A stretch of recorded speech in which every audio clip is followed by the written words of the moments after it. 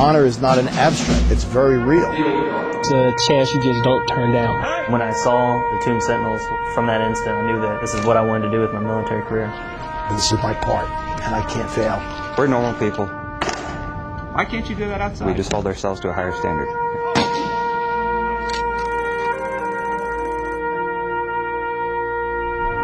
These soldiers are gathered for a somber duty, rendering final military honors at a burial at Arlington National Cemetery.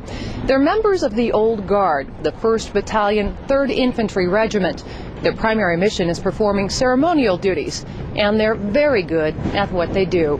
Believe it or not, I had a much better home life in 2nd ID and 9th ID and 82nd Airborne Division than I did in the Old Guard, because here it's continuous. Missions are absolutely ongoing all the time. Sometimes the ceremony is a celebration, like this one for former Secretary of Defense Donald Rumsfeld when he left office. We're a very unique organization.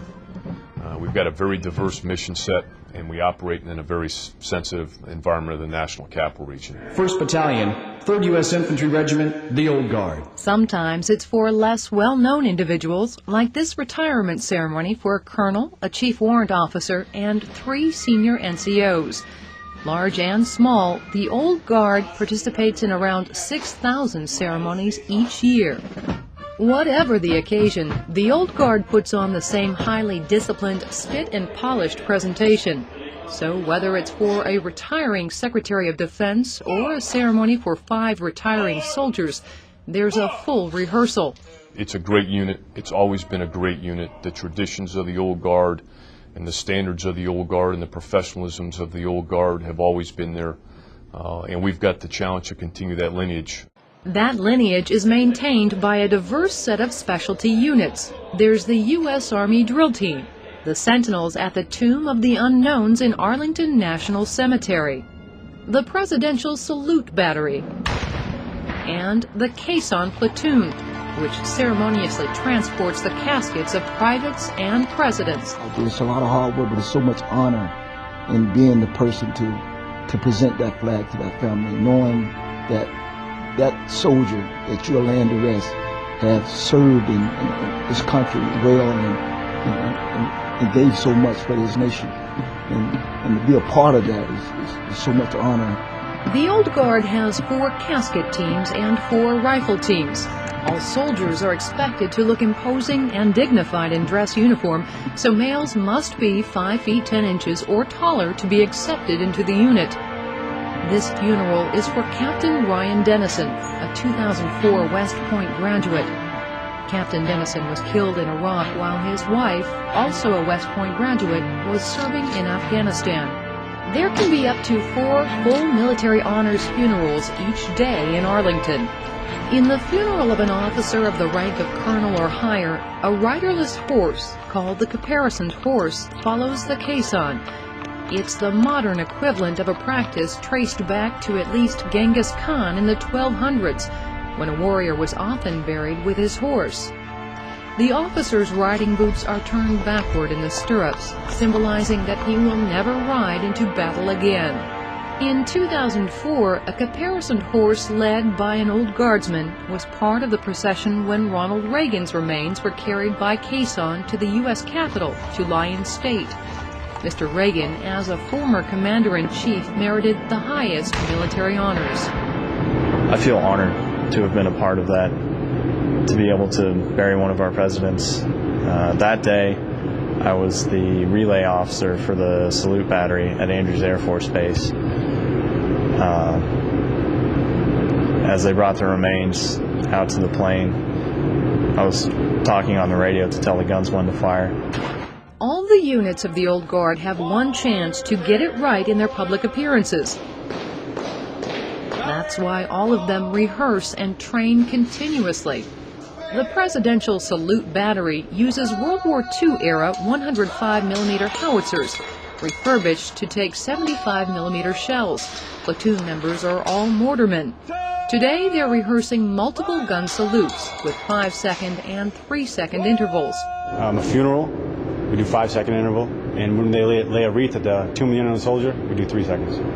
One watchman times the intervals, and a second watchman checks on the first to make sure he's accurate. Loaders have to learn to insert the shells crisply without looking at the gun's chamber. Timings and movement, like everything else the old guard does, have to be precise. Yeah, I've heard about it my whole life. It's a prestigious unit, and just want to be a part of the best.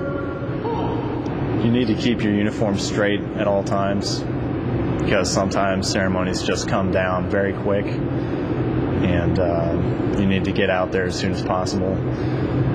There's a lot of training. It's definitely different than the tactical side of things. The training pays off on ceremony days, when the battery gets the full attention of a crowd. Afghan President Hamid Karzai, as a head of state, got a 21-gun salute last fall. There's always an extra gun in place, which isn't used unless one of the primary guns misfires. Right. Hold on.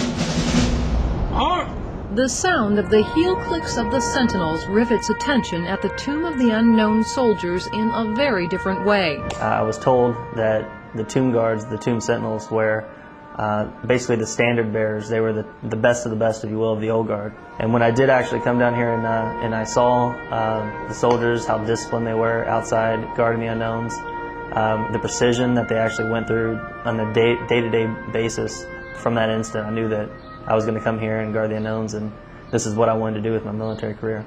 Part of the precision is inspired by the 21-gun salute, the highest military honor.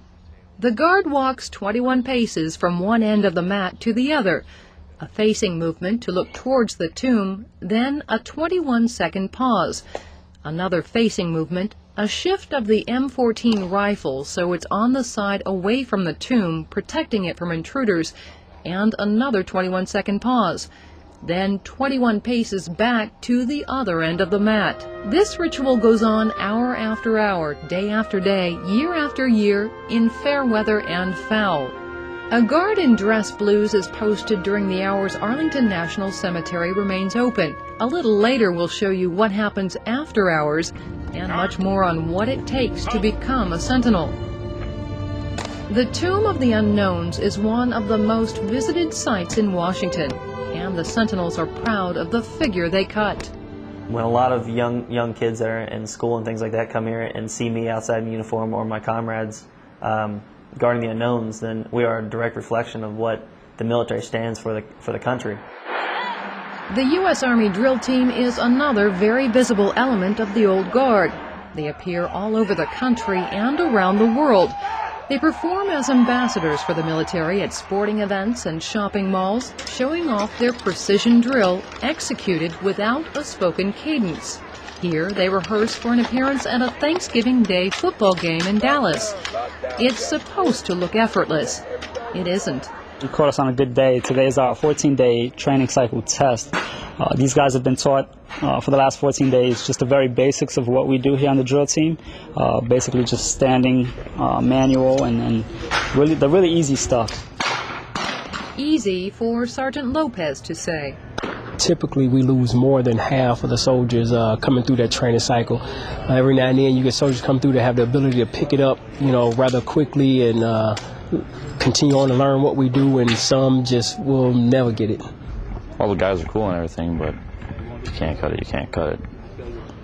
I'm hoping that I get on, but stuff happens sometimes, so I'm pretty confident. Make sure you get into these high crevices right here, okay? Rigorous attention is paid to the smallest detail of the uniform. Private Bouvier gets a very thorough inspection. It took me about 3 months to make the team. Some guys it may take 6 or 7 months. So it depends on how much work you put into it, but I find it very self-fulfilling, gratifying. I'm very proud to be on the U.S. Army drill team.